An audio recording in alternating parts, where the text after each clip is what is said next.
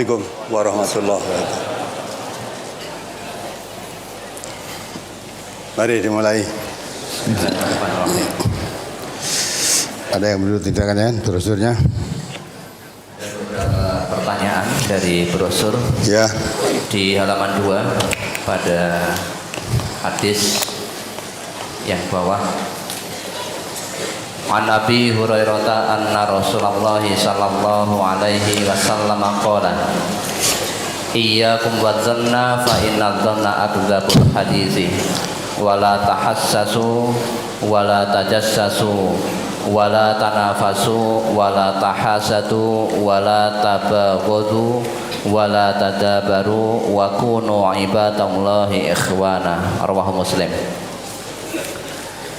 Dari Abu Hurairah bahwasanya Rasulullah sallallahu alaihi wasallam bersabda, jauhkanlah diri kalian dari berprasangka buruk, karena prasangka buruk itu adalah sedusta-dusta perkataan hati. Janganlah kalian mendengar-dengarkan pembicaraan orang lain, dan janganlah kalian mencari-cari kesalahan orang lain. Janganlah kalian bersaing yang tidak sehat. Janganlah kalian saling mendengki, janganlah saling membenci, dan janganlah saling membelakangi. Dan jadilah kamu sekalian hamba-hamba Allah yang bersaudara. Berkaitan dengan hadis ini, saya teknisi parabola dan orang-orang sekampung pun tahu. Akan tetapi tetangga saya pasang sama orang lain. Pas ada kerusakan, tetangga minta tolong sama saya. Dengan hati yang dongkol saya jawab, minta tolong saja sama yang pasang dulu. Dengan sikap saya tersebut, apa saya terkena hadis tersebut, Ustaz? Iya, kena. Model seperti kamu itu baiknya. Ya. Misalnya ada orang beri suruh tahan di tempat lain tadi, berarti kan saudara tidak rela atau tidak suka karena dia pasang parabola dengan orang lain, barang rusak suruh dandani saya. Itu kan ya seolah-olah saudara marah, kenapa punya tetangga bisa pasang parabola kok panggil orang lain, barang rusak manggil saya, gitu toh. Nah itu perasaan begitu itu tidak suka kepada orang lain dapat rezeki, itu dengki namanya. Tidak boleh itu. Ya, kalau model orang hidup seperti kamu semua nggak jalan, masyarakat negara ini pun nggak jalan. Beli sepeda motor dari Jepang, padahal kamu orang Pade ngopeni sepeda motor, barang rusak dan tak kira neng Jepang ngono wae begitu. Nah, baik kan? Kamu bengkel pinter ya toh, buat ini lah, barang rusak kan dandani kan balikin yang bengkel ya sana, yang dealernya sana, ya itu nggak boleh itu. Ya, kenapa kamu dongkol? Ya, nah perasaan tidak suka kalau orang lain dapat kenikmatan itu namanya dengki. Ya, ya Allah mau bagi rezeki itu berbagai macam cara toh. Ya Anda ini bengkel atau jual apa-apa semua kok laku. Allah memberikan rezeki. Walaupun kenal dengan kamu, tetangga tadi kok tidak beli kepadamu, Allah memberi rezeki pada orang lain. Ya, kalau semua beri rezeki kepadamu, orang lain mati tidak dapat rezeki, kamu senang, nah itu termasuk unsur kedengkian. Tidak boleh itu. Apalagi halaman 3 hadis yang pertama. An Nabi Hurairah anna Rasulullah sallallahu alaihi wasallam qala atadruna mal ghibah qalu Allahu wa rasuluhu a'lam qala zikruka akhaka bima yakrahu qila afara'aita in kana fi akhi ma aqul qala in kana fihi ma taqulu faqad igtabtahu wa in lam yakun fihi faqad bahattahu. Rawahu Muslim. Dari Abu Hurairah bahwasanya Rasulullah sallallahu alaihi wasallam bersabda kepada para sahabatnya, tahukah kalian apakah ghibah itu? Para sahabat menjawab, Allah dan Rasulnya yang lebih mengetahui. Beliau bersabda, ghibah ialah kamu menyebut tentang saudaramu dengan apa-apa yang dia tidak suka. Ada yang bertanya kepada beliau, bagaimana pendapat engkau jika keadaan saudaraku itu memang betul-betul seperti apa yang aku katakan?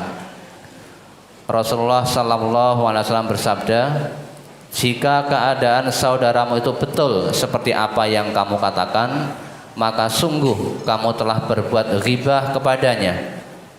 Dan jika apa yang kamu katakan itu tidak ada padanya, maka berarti kamu telah berbuat buhtan atau kebohongan kepadanya. Ada beberapa pertanyaan yang berkaitan dengan hadis ini. Apabila ada adik atau keponakan yang berbuat tidak baik, kami sekeluarga dengan sendirinya memberitahukan hal itu kepada lingkungan famili atau keluarga untuk koordinasi bagaimana untuk memperbaiki sikap yang tidak baik itu. Apakah itu juga disebut sebagai ghibah dan berdosa, Ustaz? Enggak, itu adikmu kok tidak kamu, lingkungan itu gimana? Kamu punya adik tidak baik, kenapa tidak kamu aja yang menasihati? Kamu berikan kepada lingkungan di mana dia tempat tinggal. Padahal lingkungan yang kamu beritahu itu pun belum tentu mau menasihati. Malah dari modal kamu katakan kepada lingkunganmu tadi juga tidak memperbaiki adikmu, malah cerita kepada orang lain. Ini yang dimaksud lingkungan adalah lingkungan famili, lingkungan antar keluarganya tadi, adik, kakak dan sebagainya. Nah maka itu, kalau itu kenapa kamu tidak menasihati aja, dipanggil langsung, panggil langsung dinasihati, ya. Jadi kalau dia mungkin walaupun famili ada yang belum tahu tentang kejelekan dia, kan tidak perlu ditaukan, tidak perlu tahu, diperbaiki, dinasihati aja. Nah, kecuali kalau kamu nasihati sudah bermacam-macam tidak mempan, nah baru cari saudara di antara keluarga yang disegani siapa, yang mau dengar, yang mau didengar ucapannya siapa, lah itu cari orang. Pokoknya ghibah itu ya, kamu menceritakan keadaan seseorang itu tidak suka kalau diceritakan pada orang lain, tidak suka. Ya contohnya aib, dia punya aib, punya celah, kamu ceritakan pada orang lain, dia dengar tuh nggak suka, itu namanya ghibah. Sahabat bertanya, bagaimana ya Rasulullah kalau memang yang saya ceritakan tuh memang orangnya seperti itu, betul-betul orangnya seperti itu, jelek seperti itu ya.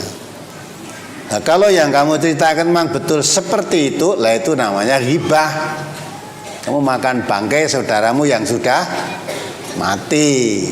Nah, kalau yang kamu ceritakan itu tidak seperti itu, dia tidak seperti itu, kamu ceritakan begitu, itu namanya buhtan, bohong kamu. Sekarang orang Islam bohong cerita ngono kuwi dadi makanan harian. Ya Pak ya. Nyeritake eleke saudarane wis kaya, maka kamu kira yang begitu itu hayyinun, ringan saja. Wa huwa indallahi azim.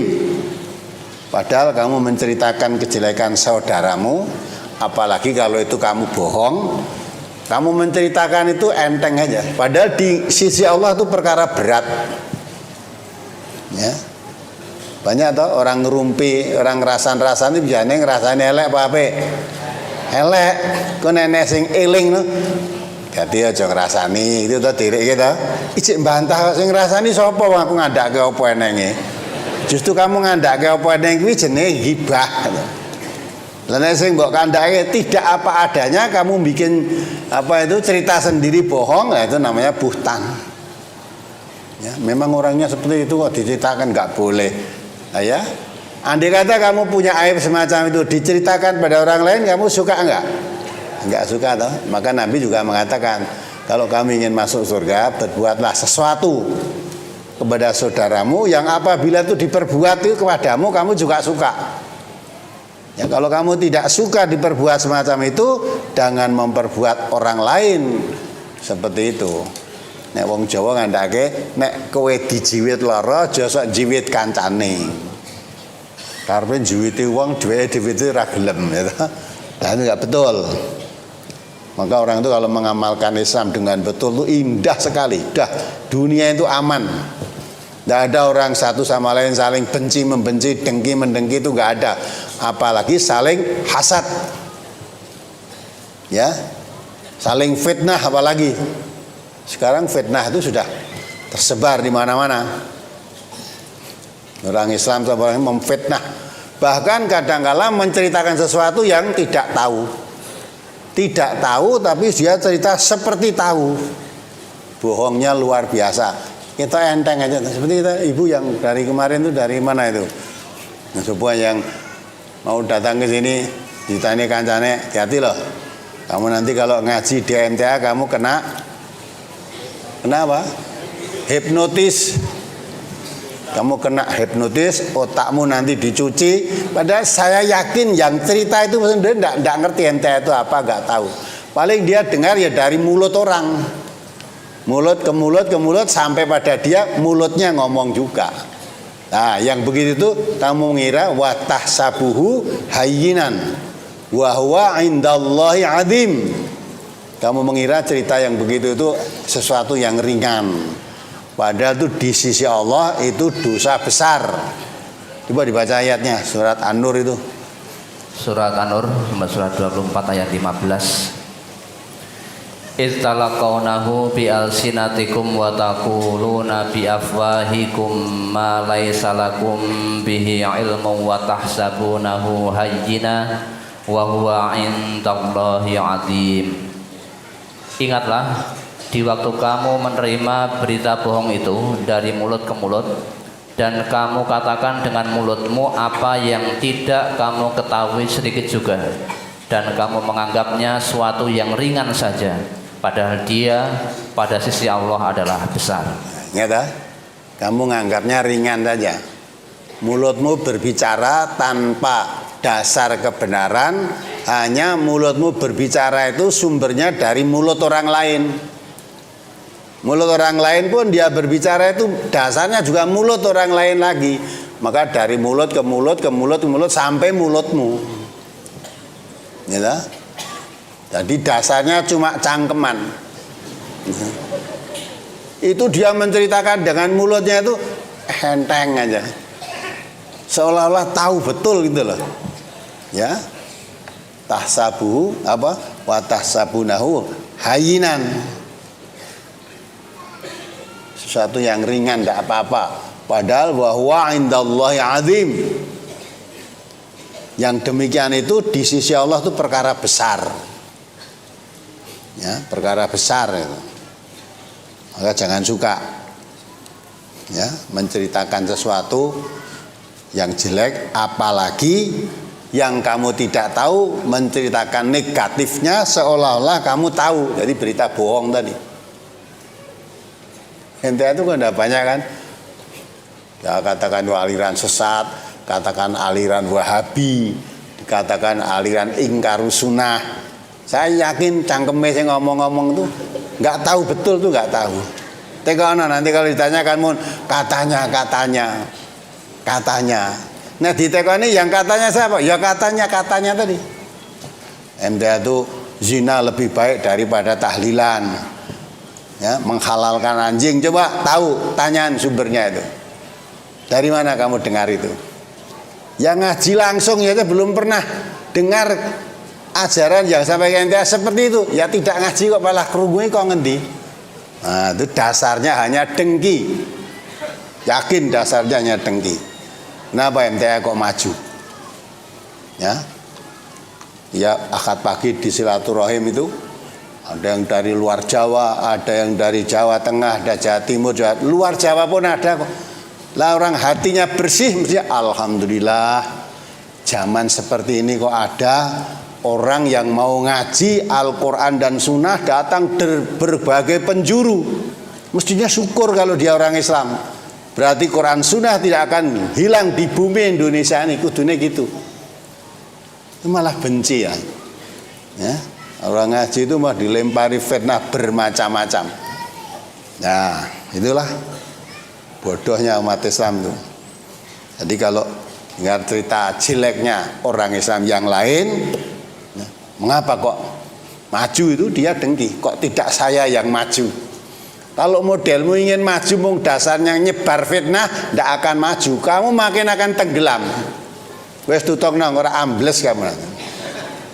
Iya, nggak bisa.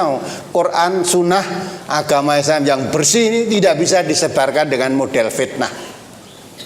Tapi dengan kasih sayang, dengan lemah lembut, dengan kejujuran, itu yang dikehendaki. Wong Nabi kita itu ajarannya alaikum bisidqi. Wa inna sidqa yahdi ilal birri wa innal birra yahdi ilal jannah. Wa iyyakum wal kadhiba fa innal kadhiba yahdi ilal fujur wa innal fujura yahdi ilan nar. Wajib kamu itu jujur. Jujur itu pangkal kebaikan. Nah, kebaikan itu yang akan membawa kamu ke surga. Apalagi menyebarkan Islam, ya, Islam itu yang bersih. Lah kok disebarkan dengan kebohongan? Itu jadi penyeru jahanam kan? Enggak jauhi bohong. Bohong itu pangkal kejahatan. Kejahatan itu yang akan membawa kamu ke neraka. Ya. Nah, kewajibanmu itu hanya menyampaikan kebenaran yang dibawa oleh Rasulullah, Quran dan sunnahnya. Sampaikan kebenaran. Ya, wah, tak sampaikan apa adanya, orang tidak mau. Buat apa? Rugi apa kalau kamu nyampein ke kebenaran, akhirnya orang tidak mau? Ya, kewajibanmu hanya menyampaikan. Dan Nabi pun menyatakan dalam pernyataannya wa ma alaina illal balaghul mubin. Tidak ada kewajiban bagiku kecuali hanya menyampaikan keterangan yang nyata. Dah sampaikan. Setelah disampaikan kebenaran apa adanya, diterima oleh manusia ya syukur, tidak terima ya nggak apa-apa. Kamu menyampaikan kebenaran, diterima atau tidak diterima, kamu mendapat pahala. Tapi kalau kamu menyampaikan kebenaran tidak diterima terus menyampaikan kebohongan, dosa kamu. Apalagi kebohongan yang bukan agama dikatakan agama, dosanya besar. Bukan agama kamu katakan agama, ya dah? Pemalsuan terhadap ayat-ayat Allah kan? Ya. Maka agama itu sampaikan aja apa adanya. Diterima ya syukur, kamu yang beruntung. Tidak berterima ya tidak apa-apa, kamu yang rugi. Maka Nabi diperintahkan oleh Allah, qul, katakan Muhammad, aminu bihi au la tu'minu. Kamu menyampaikan kebenaran, sampaikan pada mereka. Kamu beriman boleh, tidak beriman boleh. La ikraha fiddin, qad tabayyana rusdu minal ghayy. Tidak ada paksaan, kamu masuk Islam itu enggak ada paksaan. Nabi menyampaikan agama Islam, tapi tidak memaksa orang harus masuk Islam. Faman syaa falyu'min wa man syaa falyakfur. Siapa mau iman silahkan iman. Siapa mau kafir silahkan kafir. Diberi kebebasan oleh Allah. Maka jangan main ya bohong, membujuk orang supaya masuk Islam dengan bujukan palsu. Jangan, katakan saja apa adanya. Butuh apa tuh? Allah itu tidak butuh kita kok. Kita yang butuh Allah. Maka firman-firman Allah katakan saja apa adanya. Wong Allah itu disembah wong sak jagat ya tidak nambah pangkatnya. Ya, orang sak jagat kafir kabeh Allah tidak turun derajatnya. Ya, maka pembawa kebenaran, pembawa agama jangan suka menyebar fitnah, apalagi ghibah, membicarakan aibnya untuk menjatuhkan saudaranya sesama muslim hanya karena apa? Dia kok bisa maju, saya kok tidak, jatuhkan dengan menyebar fitnah tadi. Nah, kamu kira itu enteng, masalah ringan ya? Oh, di sisi Allah itu perkara besar. Paling banyak menyebar berita bohong itu paling banyak menanggung dosanya nanti di hadapan Allah. Apalagi jika kita mensifati seseorang untuk mengambil pelajaran dari orang tersebut, apa juga termasuk ghibah? Contohnya, Si fulan suka boros dan malas bekerja, akhirnya ia menjadi sengsara. Si fulan rajin bekerja dan hemat, akhirnya ia menjadi orang yang sukses. Apakah ini juga termasuk ghibah? Iya, tidak usah menyebut orangnya. Ya, sudah jelas itu. Ya, pepatah Indonesia pun mengatakan kok, hemat pangkal kaya, terus boros pangkal miskin, malas pak. Hemat, kalau hemat kamu ingin kaya, hematlah. Ya, dan pemboros itu temannya setan, temannya setan. Ya kan? Nah itu aja terangkai ayat-ayat. Tidak usah menyebut seseorang, itu mengenai siapa saja. Kalau kamu menunjuk seseorang, nah ini loh, si fulan itu loh, sebenarnya penghasilannya besar, tapi karena boros, ya apa-apa dibeli, tidak bermanfaat, mubadir jadi temannya setan, akhirnya melarat. Tidak nyebut si fulan. Allah mengatakan innal mubadirina kanu ikhwanas syayatin. Mubadir itu temannya setan. Itu siapa saja, tidak usah nyebut orang. Ya, termasuk yang ngomong ini saya juga kena ayat itu. Kalau kamu menyebut seseorang seolah-olah orang itu aja yang kamu kenai, tapi ayat itu umum. Siapa aja ya yang suka boros. Boros itu menghambur-hamburkan harta, membelanjakan harta tidak pada tempatnya, itu boros. Dijadikan dari setan. Ya, nah, temannya setan itulah yang selalu mengajak kepada kejelekan, kejahatan. Karena setan itu innama ya'murukum bil fahsya. Ya, setan itu selalu mengajak kamu kepada perbuatan keji. Maka hindari, musuhi setan itu. Jadi boleh kamu merangkan, tapi tidak usah menyebut seseorang. Sebab kalau kamu menyebut seseorang, seolah-olah orang itu aja yang kena. Padahal kalau ayat dibaca itu tidak hanya orang itu saja, semua orang. Man amila sholihan fali nafsihi wa man asa'a fa'alaiha. Semua orang itu. Siapa berbuat baik untuk dirinya sendiri, siapa saja. Man itu orang. Orang yang mana? Semua orang. Berbuat baik untuk dirinya sendiri. Tapi siapa berbuat dosa ya untuk dirinya sendiri. Wala taziru waziratun wizra ukhra. Allah juga mengatakan seorang tidak bisa memikul dosanya orang lain. Ya, tidak bisa memikul dosa orang lain. Sebaliknya orang juga tidak mendapat pahala karena perbuatan orang lain. Kamu berbuat baik ada pahalanya ya untuk kamu sendiri. Nah, sehingga umum sifatnya. Tanya umum itu, maka kalau orang yang Muslim, Muhammad Iqbal dia kali cerita itu, dia merasa ayat-ayat Quran yang diturunkan itu seolah untuk dirinya saja, bukan untuk orang lain. Maka kalau ayat itu membahas orang munafik, dirinya yang kena. Bersihkan. Saya ada enggak sifat-sifat orang munafik seperti itu? Kalau ada kita bersihkan. Ya, kalau menyebutkan sifat-sifat orang yang bertakwa, koreksi juga pada dirinya. Ada enggak saya seperti itu?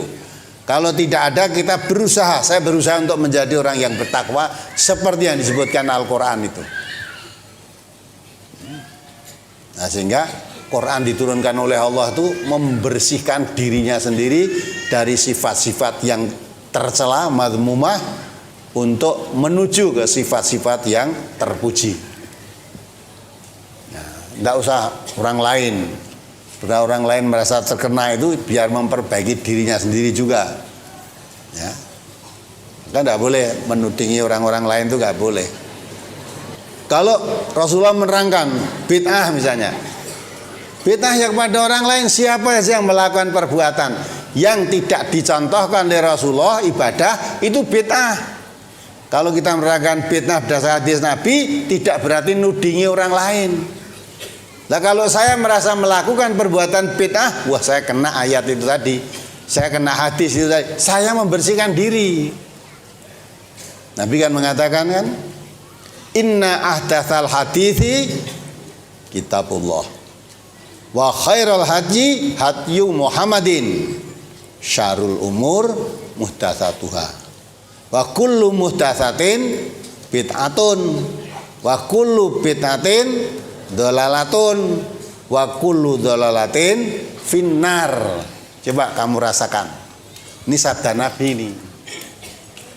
Sebaik-baik ucapan yang tidak ada salahnya sama sekali itu kitabullah, maksudnya Al-Qur'an. Sebaik-baik petunjuk tunjuk Rasulullah. Ya. Tunjuk Rasulullah itu.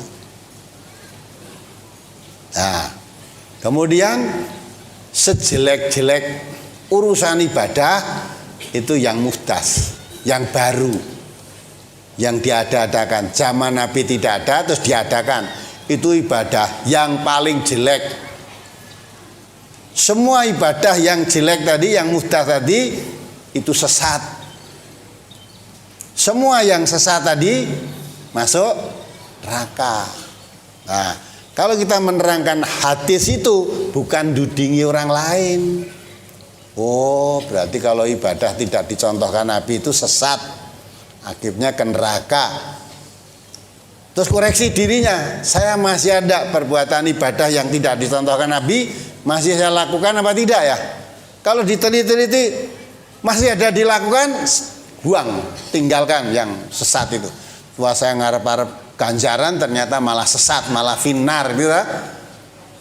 Kalau saya merasa terkena hadis itu, alhamdulillah, berarti saya berusaha memperbaiki diri. Kok terkena hadis itu malah usah bid'ah kayak aku kok aku sing ngerti sapa kowe. Ya, hadisnya dibaca untuk kena siapa saja. Bisa juga mengenai yang membaca hadis ini.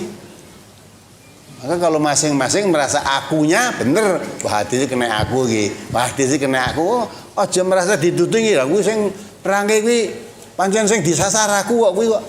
Nah, itu sudah salah lagi. Orang munafik itu kalau ayat-ayat diterangkan seolah-olah ayat itu ditujukan pada dirinya oleh yang membaca tadi. Ya. Oleh yang membaca tadi seolah ayat itu ditujukan pada dirinya. Nah, coba dibaca itu. Al-Baqarah 204 atau berapa itu. Lah kalau orang mukmin merasa begitu betul. Oh, ayat ini kena saya. Kalau dirimu perbuatanmu merasa kena perbuatan ayat penjelasan ayat itu, orang mukmin zadathum imanan. Alhamdulillah saya ngaji diterangkannya itu persis mengenai diri saya. Nah, ternyata yang sudah saya jalankan selama ini itu ternyata salah. Nah, mulai itu koreksi, akhirnya kita tinggalkan. Ternyata yang saya lakukan bertahun-tahun itu salah. Itu orang bertambah imannya, maka perbuatannya makin ke arah yang benar, makin ke arah yang baik. Tapi kalau orang munafik diterangkan ayat-ayat Allah itu, kena ayat itu orang tambah iman, tapi zadathum rijsan ila rijsihim, makin tambah kekafirannya. Seolah-olah ayat itu terangkan, wah mulang pengajian sing disasar aku terus kok. Ini aku pas lungguh nang ngarepe sing dingerti aku. Ya, aku wis ngalih senden cagak ngono ngingeti meneh. Ngalih lah, selalu salah akhirnya. Akhirnya tuh metu orang ngaji. Ya memang ngaji kan kadang saya melihat ke sana kemari. Yang terlihat itu jangan wah sing disasar aku itu. Nah, sing disasar kabeh ini ayat-ayat ini termasuk yang ngomong ini. Nah, coba dibaca. Jadi itu tidak berkaitan dengan ayat itu. Yang itu kulla sayhatin itu lah. Ayat berapa itu?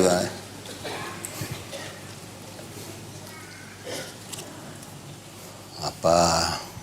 Jadi orang munafik itu setiap ayat dibacakan seolah-olah mengenai dirinya, tapi bukannya untuk memperbaiki.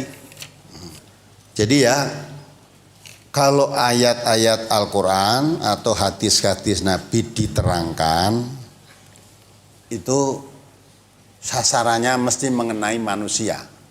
Karena Quran itu diturunkan oleh Allah untuk manusia. Nah, kalau masih terkena ayat itu berarti masih manusia. Gitu? Nah, manusia ada yang terkena ayat itu kalau tambah imannya itu manusia yang beriman.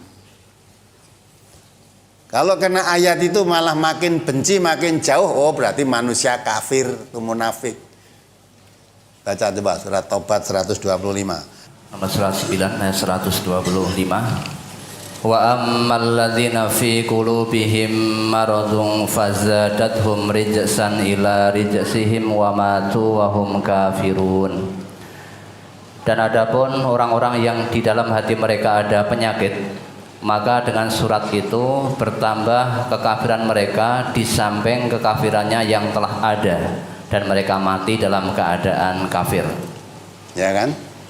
Diterangkan ayat itu tambah kafirnya. Di samping kekafirannya di dalam hatinya sudah ada, makin mendengar ayat diterangkan, makin tambah kafirnya. Nah, mati dia dalam keadaan kafir.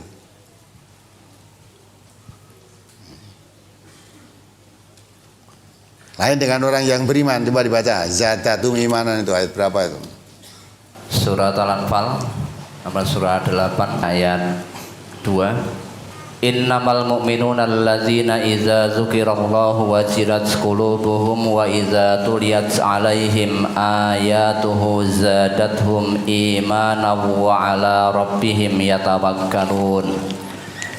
Sesungguhnya orang-orang yang beriman itu adalah mereka yang apabila disebut nama Allah gemetarlah hati mereka, dan apabila dibacakan kepada mereka ayat-ayatnya bertambahlah iman mereka karenanya, dan kepada Tuhanlah mereka bertawakal. Ya enggak? Kurung ayat Quran, sama-sama mendengar ayat Quran, tapi beda. Kalau orang yang beriman tadi, ayat Quran diterangkan mengenai dirinya, sadar, oh berarti yang saya lakukan selama ini salah ini, menyalahi ayat-ayat Al-Quran ini, ya, akhirnya ditinggalkan. Yang sudah dilakukan selama ini walaupun sudah bertahun-tahun dilakukan, sadar ini salah, tidak cocok dengan ayat Al-Quran tadi, tinggalkan. Terus berubah dirinya mengikuti Al-Quran tadi, ya, mengikuti petunjuk Al-Quran. Tapi orang yang hatinya kotor, orang munafik, ya, diterangkan ayat Al-Quran malah merasa dikenakan pada dirinya akhirnya. Ayat 4. Wa idza ra'aitahum tu'jibuka ajsamuhum wa iyaqulu tasma'u liqaulihim ka'annahum khusubum musannadah yahsabuna kulla sayhatin 'alaihim humul atuwu fahzarhum qatalahumullah anna yufakun. Ya, surat Al-Munafikun ayat 4. Ayo dibaca. Dan apabila kamu melihat mereka, tubuh-tubuh mereka menjadikan kamu kagum. Dan jika mereka berkata kamu mendengarkan perkataan mereka, mereka adalah seakan-akan kayu yang tersandar. Mereka mengira bahwa tiap-tiap teriakan yang keras ditujukan kepada mereka. Mereka itulah musuh yang sebenarnya, maka waspadalah terhadap mereka. Semoga Allah membinasakan mereka. Bagaimanakah mereka sampai dipalingkan dari kebenaran? Ya lah. Orang munafik itu kalau kamu lihat blegere itu meyakinkan. Kamu lihat itu, wah sudah, omongannya juga empuk, eyup, dirungokke ya enak. Ya, kamu kagum melihat potongan tubuhnya itu kagum. Belum lagi kalau ngomong, ya, orangnya simpatik, ngomongannya serba menarik. Tapi sebetulnya dia ini seperti kayu yang tersandar, kosong, pikirannya kosong. Nah, setiap ayat-ayat Al-Quran diterangkan itu seolah sasarannya pada dirinya. Jadi seolah-olah dikenakan pada dirinya. Nah, itu orang munafik. Kalau dikenakan pada dirinya terus menyadari, oh iya ayat ini mengenai saya, ternyata perbuatan saya selama ini menyimpang dari ayat ini, tambah imannya, jadi baik dia. Tapi kalau ayat diterangkan mengenai dirinya kok tambah benci, tambah ya merasa disasar oleh ayat itu,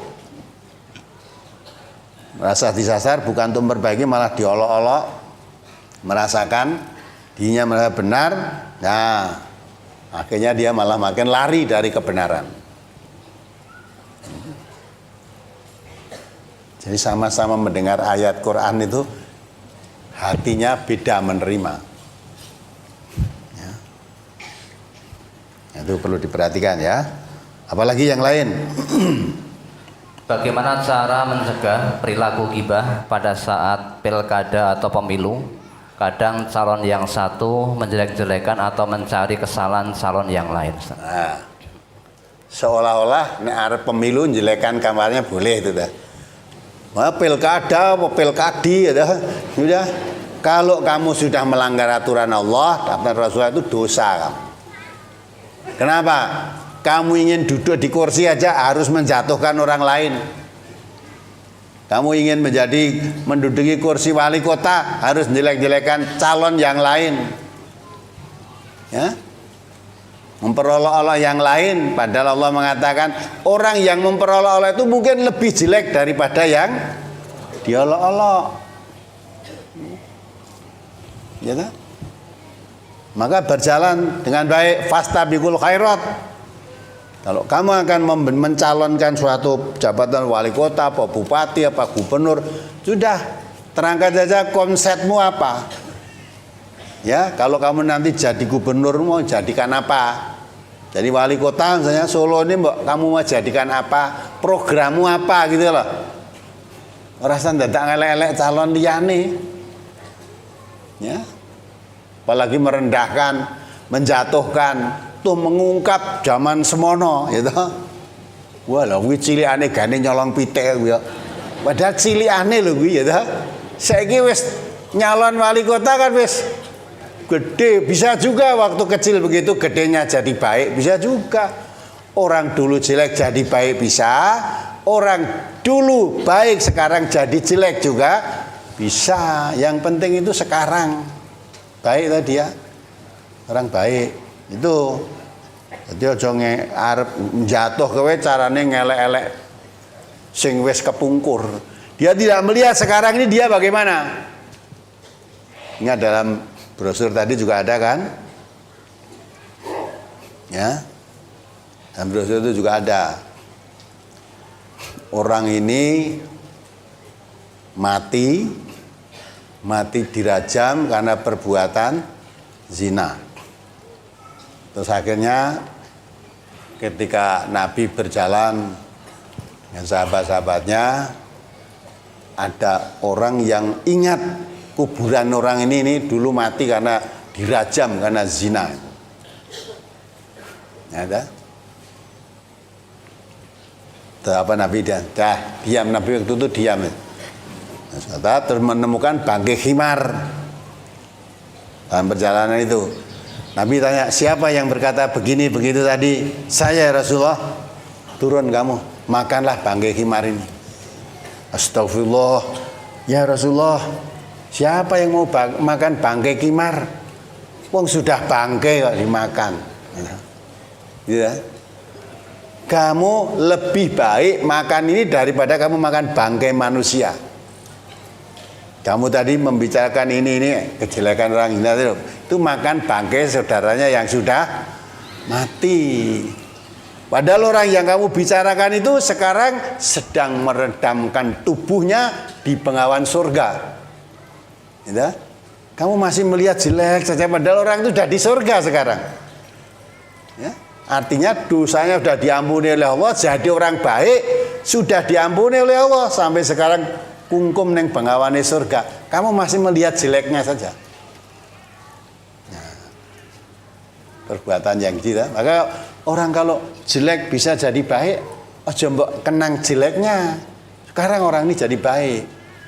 Maka kalau mau maju menjabat apa saja hindari. Kalau saudara kampanye nanti mau nyalon wali kota atau nyalon apalah, hindari jangan menjelek-jelekan orang lain. Itu ghibah. Dosa itu. Ya. Maka kalau ya calon jabatan itu orang muslim tentu nggak suka begitu. kalau mau menjabat saja harus menjelek-jelekan orang lain, nanti kalau sudah menjabat apalagi tambah keranjingan ini nanti. Ya. Ulah harap nyalon nih wis ngelek-elek kancane ya. Ya. Maka hindari yang begitu. Jalan yang lurus wajar-wajar saja. Semaksimalnya menempuh jalan yang benar.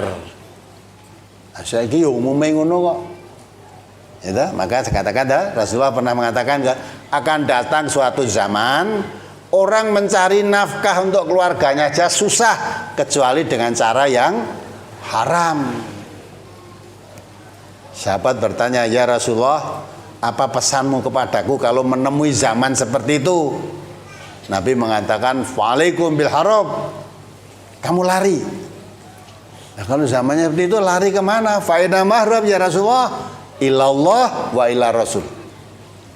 Lari kepada Allah, lari kepada Rasulullah. Artinya walaupun mencari makan itu susah, sulit, gampangnya dengan cara yang haram, kamu lari pada Allah. Jangan mau makan yang haram. Walaupun sulit seperti apa, Allah pasti akan memberi jalan. Karena Allah memerintahkan kulu mimma fil ardi halalan thayyiban. Makanlah kamu yang ditumbuhkan Allah di bumi yang halal dan yang baik. Karena Allah memerintahkan makan itu yang halal dan yang baik, maka sesulit apapun yang halal dan yang baik mesti didapat. Jangan wah golek mangan halal angel kecekel haram-haram tempuh. Nah, zamane lagi edan nek ora edan ra kumanan kan itu. Nah, model itu bukan cara Islam.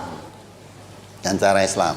Kalau cara Islam itu zamane wong do edan nyingkira dadi waras dhewe. Aja kabeh edan melu edan. Mosok edan aku waras dhewe ya isin lho. Dadi waras kok malah isin itu aneh kan. Lari pada Allah, lari pada Rasulullah, tetap menjadi orang waras gitu loh. Jadi agama itu cukup lengkap. Zaman sulit seperti apa jangan. Sekarang zamannya zaman ngapusi, zaman korupsi, zaman khianat, zaman sudah campur aduk yang halal dan yang haram. Alhamdulillah saya akan tetap berusaha cari yang halal. Walaupun sedikit, halal itu berkah. Tapi kalau kamu dapat rezeki yang haram walaupun banyak akan tidak berkah, habis, cepat habis juga. Tidak mencukupi kebutuhan hidupmu. Ya pokoknya pegang teguh agama itu akan selamat dunia akhirat juga. Apalagi? Bolehkah kita menghibah orang kafir dan agama lain? Kemudian bagaimana hukumnya menceritakan pencuri atau koruptor di media? Apakah termasuk ghibah? Lah wong koruptor kuwi saiki diceritake ning media ora isin. Apa isin ta? Malah disotengi iso ngene-ngene ya. Iya Pak ya? Disotengi malah ngene-ngene lah guyang-guyu aja. Oh berarti seneng kuwi diceritake. Ya, seneng dia. Ya. Nah, kalau di media diterangkan ini korupsi maksudnya karena sudah korupsi itu dikatakan di dunia itu sudah membudaya. Malah kita ini ora korupsi ora patut. Ya, pejabat ora korupsi rugi kamu. Ya toh? Mumpung dadi pejabat. Nek wis ora dadi pejabat kok arep koreksi apa? Lah mumpung. Nah, maka banyak orang yang begitu wis ora duwe isin. Nah, itu tadi zaman edan. Kabeh wong do korupsi wis jadi biasa. Kamu lari pada Allah, lari pada Rasulullah. Hindarkan yang korupsi. Kalau kamu diberi amanat apa saja pegang teguh, lurus, jangan korupsi. Jangan sampai kamu mau makan harta yang tidak halal. Kata Nabi, kalau kamu makan harta yang tidak halal, doamu tidak akan dikabulkan. Termasuk menjadi penghalangnya terkabulnya doa kalau makanan yang dimakan itu makanan yang haram. Dan kamu makan yang haram tidak mengenyangkan perutmu kecuali dengan memenuhi api neraka di dalam perutmu. Ya, gitu kan? Ya itu sebetulnya itu dilarang, tapi karena sudah menjadi budaya begini, jadi budaya. Wis diceritake ngono ya ora isin. Kamu lihat kalau lihat TV, gubernur sana masuk penjara, ini masuk penjara. Lah kok urung suwe neh iki malah neng, ya ta? Mbah bener mbah ndak maca nggon TV itu. Di Mahkamah Agung pun ada calo, ya enggak? Mahkamah Agung coba udah, Pengadilan Agung, Kejaksaan ya ada, Mahkamah ya ada, Kepolisian ya ada, sudah ngendi sing ora enek? Mana yang tidak ada korupsi di sektor mana? Narkoba ya eneng, ya malah polisi aktif, malah di mana itu komandan Kodim, sudah pesta narkoba, sudah rusak bangsa Indonesia ini di mana-mana kerusakan. Harusnya kita malu bangsa Indonesia. Masa umat yang terbesar di dunia isinya seperti itu? Di mana Islamnya? Nah, maka untuk menanggulangi itu tidak bisa aja dijikok dihukumi malah seneng deh wong hukumannya beda karo hukumane nyolong pitik. Ya ndak?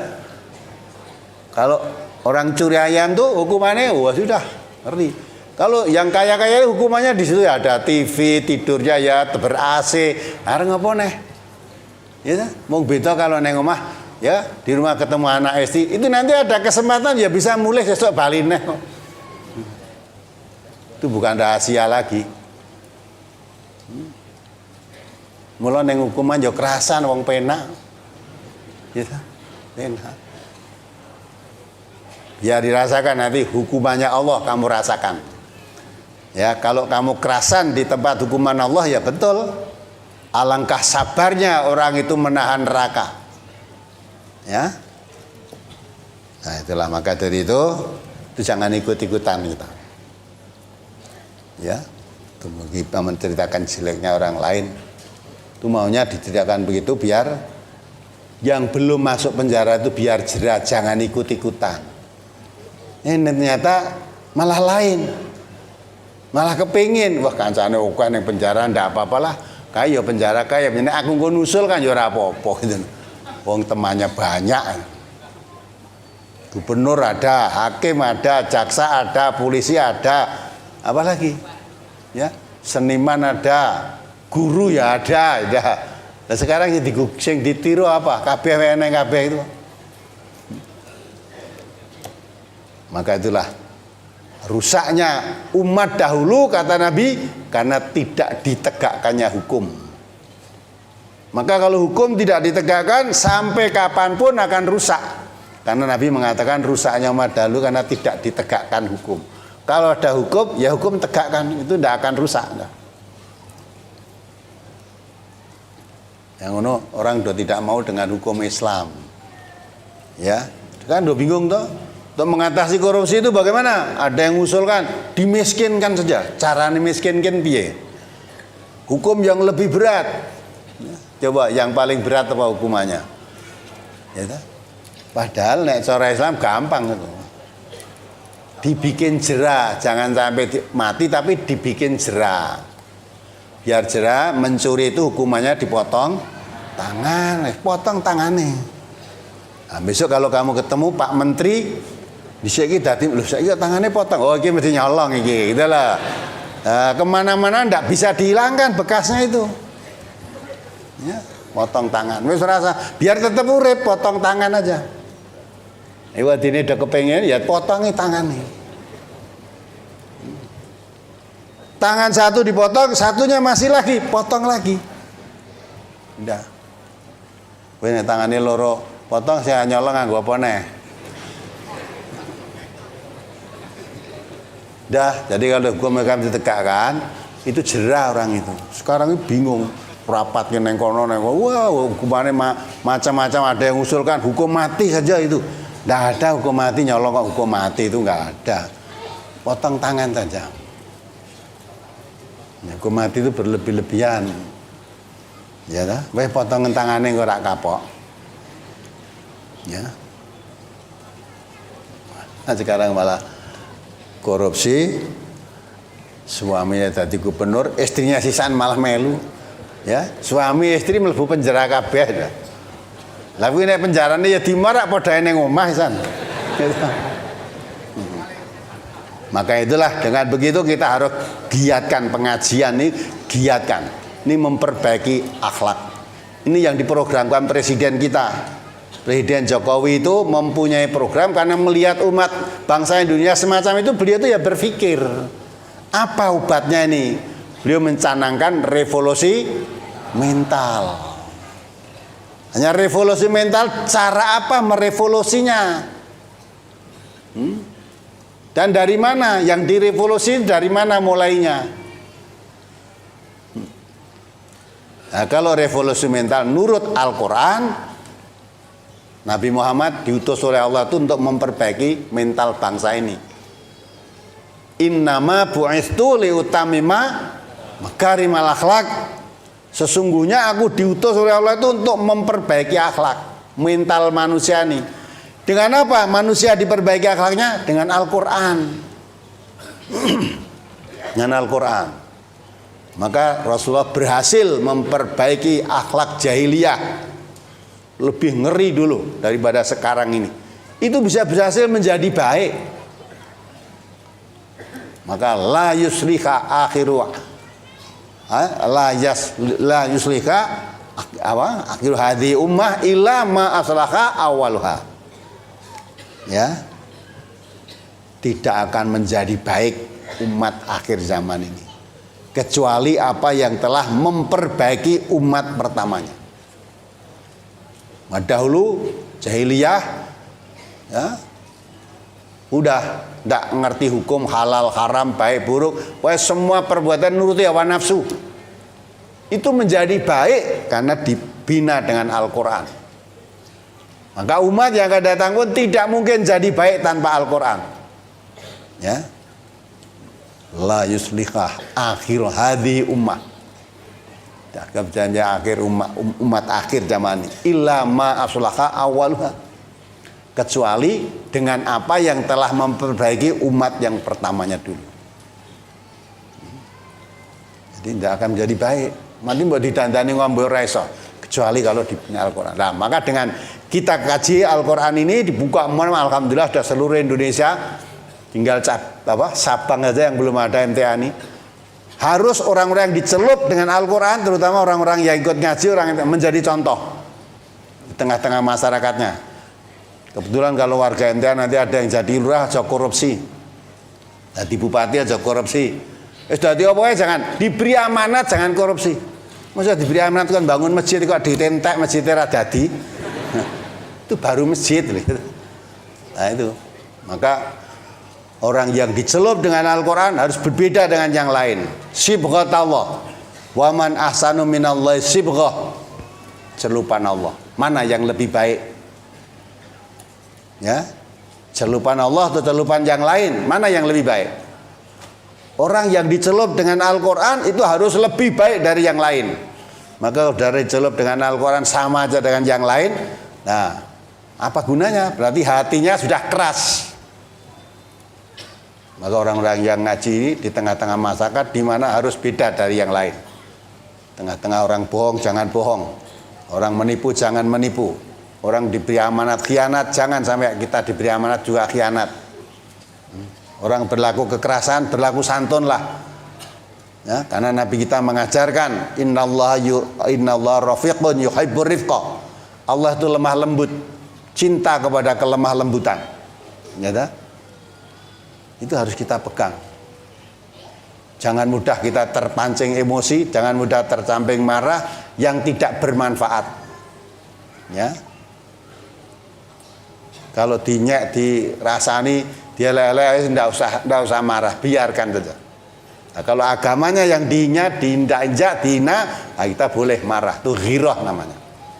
Yang mau ngawake dhewe sing dinyek lah mbok esbana. Ya, orang itu ngelek-elek orang kadang luar biasa kok. Wong Nabi we dielek-elek. Seperti Nabi itu gila kok. Kita menyabarkan Quran ini diarani gila. Muhammad itu sekarang gila. Kurang akal, asufaha. Kena sihir, ya. Malah diancam oleh orang musyrik, "Wahai Muhammad, kalau kamu tidak sembuh, kamu masih menyinggung-nyinggung Tuhanku, Tuhanku nanti akan marah kepadamu." Patung-patung ini marah karo Nabi. Nah, ketika Khalid bin Walid juga Nabi, ya, datangi patung itu, ya, diingatkan oleh penyembah patung, "Hei Khalid, kamu jangan main-main. Ya, Tuhanku ini," patung maksudnya, "itu kalau marah tidak ada yang bisa menanggulangi. Kekuatan yang luar biasa." Akhirnya oleh Khalid bin Walid hidungnya patung itu dikampak, bres gitu. Meneng bayi rasa bales. Nah, mestinya akalnya orang itu, wong Tuhan patung di, ya, pancen atos kuwi. Nyatane dikampak ya ora iso bales gitu. Nah, maka itulah awal-awal dibenci karena menyebarkan Islam, tapi lama-lama setelah hati Islam masuk ke hatinya orang itu mengerti, oh Islam itu memang benar. Benar Islam itu. Islam itu agama yang tinggi, tidak ada yang melebihi. Al-Islamu ya'lu wa la yu'la alaih. Agama Islam adalah agama yang diridhai Allah. Lainnya itu nggak ada agama selain Islam. Nah, itu perlu diresapi. Kita alhamdulillah menjadi orang Islam harus yakin terhadap Islam. Kalau kita sendiri Islam terhadap Islam tidak yakin, mau ngaku Islam tok tapi amal perbuatannya jauh dari Islam, ya percuma. Maka kalau ayat-ayat Quran diterangkan mengenai dirinya, saya ini yang salah, kita sesuaikan dengan Al-Quran itu. Kita rubah. Nah, mental bangsa yang tidak baik, yang rusak ini perbaiki dengan Al-Quran. Nah, pengajian-pengajian harusnya di mana-mana dilindungi, didukung, dilindungi, disebutkannya hanya dengan ngaji. Dengan agama ini umat ini akan jadi baik. Kalau tanpa Al-Quran manusia jadi baik, Allah tidak perlu ngutus Nabi Muhammad, tidak perlu menurunkan Al-Quran. Karena sebelum Nabi Muhammad diutus, sudah banyak nabi-nabi yang diutus oleh Allah. Sebelum Quran diturunkan, sudah Allah turunkan kitab-kitab suci sebelum Al-Quran. Tapi Allah mengatakan, wa in kanu min qablu lafi dhalalim mubin. Sebelum Quran diturunkan, sebelum Nabi Muhammad diutus, manusia itu dalam kesesatan yang nyata. Maka turunkan Al-Quran, yukhrijun nas minadh-dhulumati ilan nur. Keluarkan manusia dari gelap gulita ke cahaya yang terang benderang. Yahdi bihillahu manittaba'a ridwanahu subula salam. Quran itu menuntun manusia dari jalan sesat ke jalan keselamatan. Kita harus yakini. Kita umat Islam harus yakin. Kalau orang Islam sendiri tidak yakin Al-Quran, siapa yang suruh meyakini Al-Quran?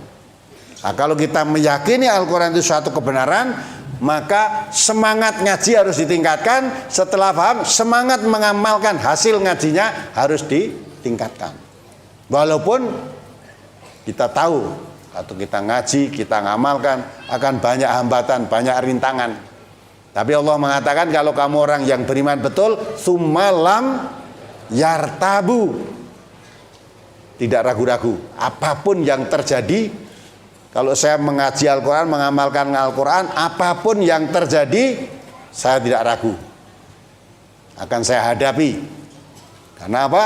Di atas kita Allah. Allah pasti menolong hambanya yang berjalan di atas jalan yang lurus. Maka di mana-mana digoda, di mana di demo, enggak peduli sudah. Demo urusanmu, tanggungin nanti dosane. Tapi kami ngaji, tetap ngaji. Tetap ngaji. Nah ini kalau tahu begitu harusnya aparat-aparat keamanan pemerintahan ya itu harusnya menjaga. Di samping ini dilindungi oleh undang-undang negara kita ini, di samping itu jelas itu mengarah kepada yang positif terhadap perbaikan mental. Itu hakikatnya pendukung program presiden yang utama ini. Kalau presiden mau ya, revolusi mental, kita sudah berusaha, tidak baru akan sudah berusaha merevolusi mental. Ya, yang mau mari, maka warga kita yang ikut ngaji ini harus menjadi contoh. Jangan sampai ngaji dan tidak ngaji podo wae. Ya, harus ada bedanya. Apalagi apa yang dimaksud dengan suudzon dan tajasus? Begini Ustadz, setiap pergi beli sayur di warung, istri biasanya dapat berita mengenai saudara-saudara yang lain. Berita itu kadang berita baik, kadang berita yang buruk. Lalu ketika sampai di rumah, istri menceritakan berita tadi kepada suami. Yang saya tanyakan, bagaimana perkataan atau cerita istri kepada suami itu apa termasuk ghibah, Ustaz? Iya. Mula nek neng pasar ya aja suwe-suwe. Ya neng pasar beli sayur ya karo kulaan. Berita-berita itu namanya kalau ada orang berbicara, Nabi mengatakan wala tahasasu. Jangan sok nguping orang-orang berbicara. Ngerembung apa di kuping. Lah, ketika mendengar orang ngomong-ngomong tadi, nah dia merasa dapat bahan cerita neng bojone. Nah, mestinya kalau kamu tadi ke pasar, dapat apa Bu? Alhamdulillah Pak, dapat kubis, dapat bayam. Di pasar tadi apa? Oh, enggak ada apa-apa kok. Saya enggak dengar suara apa-apa. Itu orang kok malah kubisnya karena malah lali.